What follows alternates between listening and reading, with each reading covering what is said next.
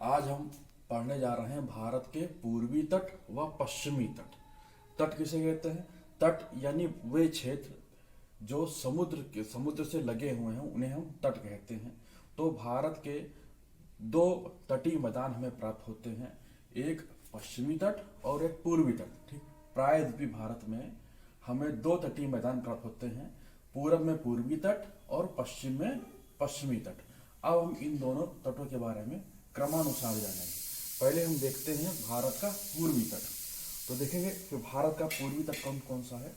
तो देखिएगा भारत के पूर्वी तट में हम कौन कौन से राज्य हम पाते हैं? पश्चिम बंगाल, ओडिशा, आंध्र प्रदेश और तमिलनाडु। कुल 4 राज्य भारत के पूर्वी तट में हैं। अब इन तटों का पूर्वी तट किसका तटवर्ती है? पूर्वी तट है बंगाल की खाड़ी का तटवर्ती। पूर्वी तट में हम देखते हैं कि पश्चिम बंगाल में गंगा नदी का मुहाना, पश्चिम बंगाल में गंगा नदी का मुहाना है। पश्चिम बंगाल में गंगा नदी के मुहाने से लेकर के नीचे कन्याकुमारी अंतरीप तक हम पूर्वी तट का विस्तार हम पाते हैं। पश्चिम बंगाल में गंगा नदी के मुहाने से लेकर के कन्याकुमारी अंतरीप तक हम पूर्वी तट का विस्तार हम पाते हैं। पूर्वी तट में हम क्षेत्र के अनुसार अलग अलग तटों के नामकरण किए गए हैं। जैसे कि पश्चिम बंगाल के तट को दीघा तट कहा जाता है। क्या कहा जाता है? पश्चिम बंगाल के तट को दीघा तट कहा जाता है। फिर हम देखते हैं कि पश्चिम बंगाल के दक्षिण में ओडिशा राज्य है। ओडिशा राज्य को उत्कल तट कहा जाता है। ओडिशा का पुराना नाम भी उत्कल है और यही नाम हमारे राष्ट्रगान में भी आया है। तो देखते हैं कि ओडिशा तट को क्या कहा जाता है? ओडिशा तट को उत्कल तट के नाम से जाना जाता है। तत्पश्चात हम देखते हैं कि यहाँ पर प्रायद्वीपीय भारत में 4 प्रमुख नदियां प्रवाहित होती हैं और इनमें हम देखते हैं कि महानदी, गोदावरी और कृष्णा नदी।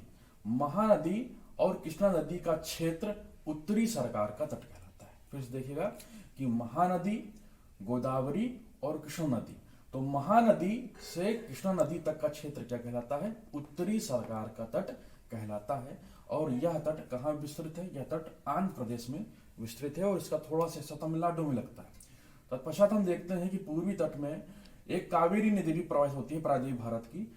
कृष्णा नदी से कावेरी नदी तक का क्षेत्र, कहां से कहां तक का? कृष्णा नदी से कावेरी नदी तक का क्षेत्र कहलाता है कोरोमंडल तट। क्या कहलाता है? कोरोमंडल तट कहलाता है। कृष्णा नदी से कावेरी नदी तक का क्षेत्र कोरोमंडल तट के नाम से जाना जाता है। तो हम इस प्रकार, और कोरोमंडल तट किस राज्य में विस्तृत है? कोरोमंडल तट तमिलनाडु राज्य में विस्तृत है। इस प्रकार हम देखते हैं कि दीघा तट पश्चिम बंगाल का, उत्तरी सरकार का तट महानदी से कृष्णा नदी तक का क्षेत्र और कोरोमंडल तट कृष्णा नदी से कावेरी नदी तक का क्षेत्र तट है। और यह किसका तटवर्ती है? बंगाल की खाड़ी का तटवर्ती है। अब हम देखते हैं कि भारत का पश्चिमी तट। भारत का कौन सा तट? पश्चिमी तट। भारत का पश्चिमी तट अरब सागर का तटवर्ती। किसका तटवर्ती है भाई? भारत का पश्चिमी तट अरब सागर का तटवर्ती है। अब हम इसका विस्तार कहां से कहां तक पाते हैं? देखिए कि यहाँ पर कच्छ की खाड़ी है। ये कौन सी है? ये कच्छ की खाड़ी है, ये खंबात की खाड़ी है और दोनों ही खाड़ियां कहां पर हैं? गुजरात में। खाड़ी किसे कहते हैं? यानी कि जब समुद्री पानी तीन तरफ से जल से घिर जाए तो उसे हम खाड़ी कहते हैं। तो ये कच्छ की खाड़ी है। कच्छ की खाड़ी से लगा करके कन्याकुमारी अंतरीप तक, कच्छ की खाड़ी से लगा करके कन्याकुमारी अंतरीप तक हम पश्चिमी तट का विस्तार हम पाते हैं। कहां से कहां तक पाते हैं? कच्छ की खाड़ी से कन्याकुमारी अंतरीप तक हम इसका विस्तार पाते हैं, पश्चिमी तट का विस्तार हम पाते हैं।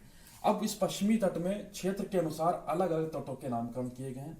जैसे कि इनमें पहले हम देख लेते हैं कौन कौन से राज्य पश्चिमी तट में हैं, यानी कि कौन कौन से राज्य अरब सागर से लगते हैं।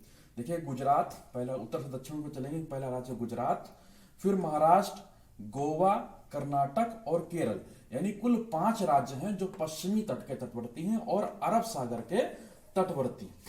इनका नामकरण देखिएगा कि गुजरात, महाराष्ट्र और गोवा। ठीक, गुजरात से लेकर के गोवा तक का क्षेत्र क्या कहलाता है? कोंकण तट के नाम से जाना जाता है। गुजरात से लेकर के गोवा तक का क्षेत्र कोंकण तट के नाम से जाना जाता है। फिर हम देखते हैं कि गोवा से लेके कर्नाटक तक का क्षेत्र क्या कहलाता है? कन्नड़ तट कहलाता है। गोवा से लेकर के कर्नाटक तक का क्षेत्र क्या कहलाता है? कन्नड़ तट के नाम से जाना जाता है। इसके बाद हम देखते हैं कि कर्नाटक से लेकर के केरल तक का क्षेत्र, कर्नाटक से लेकर केरल और कुमारी अंतरीप तक का क्षेत्र क्या कहलाता है, मालाबार तट के नाम से जाना जाता है। तो इस प्रकार हम देखते हैं कि इन भारतीय तटों के हम नाम देख रहे हैं। भारत के प्रायद्वीपीय भारत है, ये क्या है, ये त्रिभुजाकार आकृति क्या है, ये प्रायद्वीपीय भारत है।